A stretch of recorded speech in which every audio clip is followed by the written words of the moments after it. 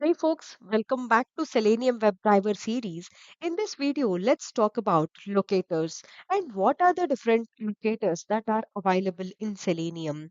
Okay, so the very first thing is make sure that you know how we can write the manual test case. Okay, so first we will start with understanding the manual test case and then we will understand it deeply. Okay, so first let's see um, so first say that how manually you will perform certain actions, right? In the same way, even automation tool has to perform the actions.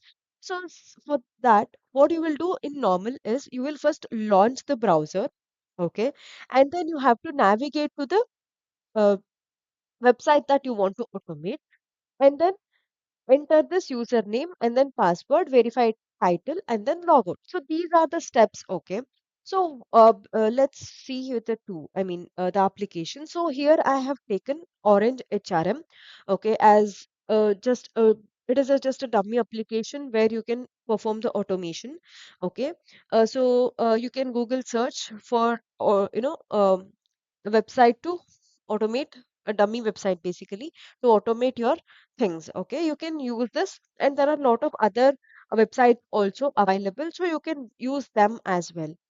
So what we first did is first we launched the browser and then open this is the URL of it, and then enter the username, password, and then verify title and log out. So this is the step. So just first take your manual test case, okay, and then see what are the steps written.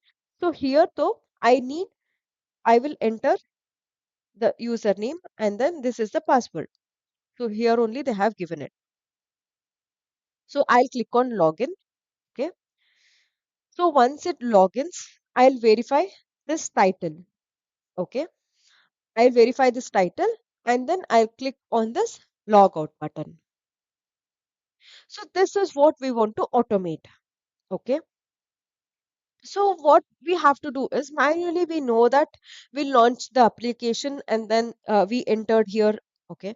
But how does an automation tool gets to know that this is what I want to click and then I have to enter the username here. Here only I have to enter the password. How does automation tool gets to know? So that is where the locators comes into picture. So already I have a script written here, so we will go through it and then run it. Okay. Same steps, whatever we have written in here. Okay. Same thing we are doing it here. Okay. So get is a method to basically navigate to, launch the browser and then open this URL. Okay.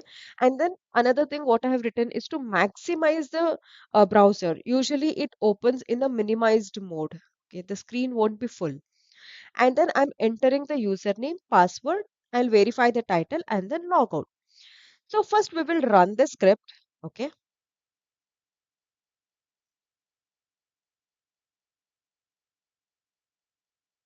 So it launch the browser and then enter the URL. Now it will maximize the window. It will enter the username, password, click on login. Okay. It verified the title and then clicked on logout. So everything is perfect now. Fine.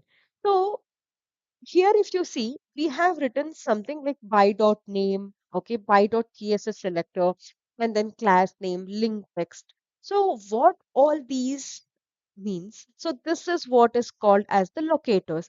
Basically if I want to identify a particular element on the web page, the locator will help us to uniquely identify the particular element. Okay, if we go to the website here, so here, right click and then inspect. Okay. So this is where the DOM structure, this is called as DOM, okay, document object model, where all the CSS, basically this is a HTML code, okay. While the developers write this code, so that is where this is what will help us, okay. This is basically a HTML code which will help us to identify all the elements on the web page. So this is called as web page, and then this particular whatever we interact with is called as web element. Okay. So how I can identify username field then? How I can identify the password field then? So you open the developer tool. Basically, this is what is called as a DOM, HTML structure, and then click on this. Okay, click on this arrow first. Okay, and then use this arrow and then click on where do you want to locate, what do you want to locate. So it actually took us to a line where this you can identify. So if you see here, we have class, okay, and then name, okay, and then username. So these are the different attributes which is present to identify this element now. So to identify these elements on the web page, Selenium has 8 different locators. Okay. So using name, okay, ID, and if you hit this and then click on this password field. So even this contains, like, this is the placeholder. Okay. So and then the type is password. So only certain attributes we can use to identify the particular element, and also make sure that that element is unique on the web page. If it is repeated, suppose say if I'm using username when the username field is present, I mean the username same keyword is present, the name is present in another element as well, there will be a conflict. So the tool will not be able to identify which one to click, or which one to perform action upon. Okay, so make sure that it is unique. And then if you go to this, if you click on this, so here you will get to know this is a type submit. I mean, this is button. Okay, all this you will get to know here. So this is how you can perform your, you can identify your elements. So now let's see what are the different uh, locators that are present in Selenium. Okay, let's go to locators. Okay, so these are the different traditional locators basically. So now we have a certain other new methods as well, certain new locators as well introduced by Selenium. Okay, so you can go through this documentation. So utilizing, I mean, this is the by, and okay, this is the by, this is the class name basically. Dot class name if you use, you will be able to identify this particular web element. So in that manner, so there are different by all. So earlier these all were not there. Okay, so with the Selenium 4 version itself, this all the locators are introduced. Okay, so the main locators what we have right now are 8. Okay, so which is class name. So what does this class name do is it locates the elements whose class name contains search value. Okay, whatever the value we are searching, okay, if it contains the class name as uh, suppose say username. Okay, if the class name is username, then it can identify the particular web element. Okay, and then CSS selector. So it locates the elements matching elements based on the CSS selector. How you can do it is if you just right click on this, okay, and then you have an option to copy your CSS selector, copy selector, okay, and then paste it here. So you can see it uniquely identify the uh, particular element using the CSS value. And then ID.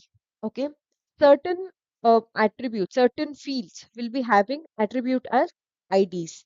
Okay, so while doing the automation, while we continue, we will completely use all these locators. Okay, and the name. Okay, so name is where if it identifies the whose name attribute matches the search value whatever we are searching for. Here if you see, so we have used name. Okay, it is uniquely identifying this username attribute, I mean name attribute using this value search value which is username. Okay, fine. And then in the same way, link text. Okay, link text in the sense, suppose these are the links. If you click on this, okay, it will take us to a new page or something which is a different page itself, correct? So these are the link. So using this link also we can automate. we can click on it. How is by specifying the name of this link. Okay. Partial link text is, suppose at certain places the link particular field will be same. Okay. And then the last ID which it generates could be different. That time what you can do is partial link, whatever the static element, static text, it will remain same, no? In that case, you can grab that static text, okay, and then you can identify using that and then perform action on it. Okay. Tag name locates elements whose tag name matches the search value. And then path is a different another video that we will go through. So it is quite bigger concept. Okay. It locates the elements matching an XPath expression. And also, if you want to identify any particular element using the XPath, so you can just locate this element, okay, and then copy, and then here you have an option to copy your XPath as well. So here, okay, so here is how it identified the particular element. So basically, we learned that what is locator, why do we need it, okay, basically to identify the element on the web page, we need the locators, and what are the different locators that are available in Selenium. Okay, ID, class name, okay, and then CSS selector, link text, partial link text, tag name, XPath. So these are the different locators that can be used. And along with that, with Selenium 4, we have a few other locators which are being added. Okay, so if you come to this documentation, you will get to see all those locators. Okay, yeah. In the next video, we will talk more about XPath and then CSS selector, and then we also will use all these locators in our script. So in the next video, let's meet. Thank you for watching. Bye bye.